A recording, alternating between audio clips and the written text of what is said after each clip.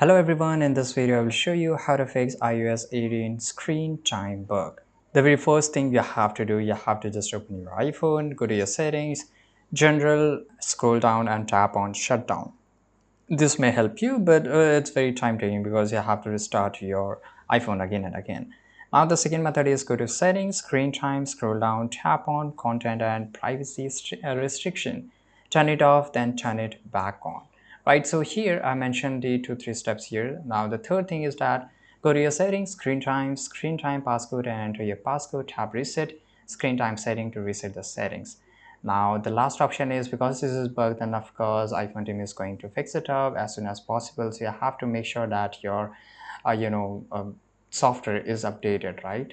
And to update it, go to settings, general, software update and install any available iOS update. Make sure you are on the latest version. And so if you're not getting again and again, if you're facing the same issue even after update, then you can just downgrade to iOS 17. And in the 17 there was no such bug, so of course you will not face this issue. And at last, that is a contact Apple support, but I don't think you need to if you follow each and every step. I hope you found this video very useful. Subscribe.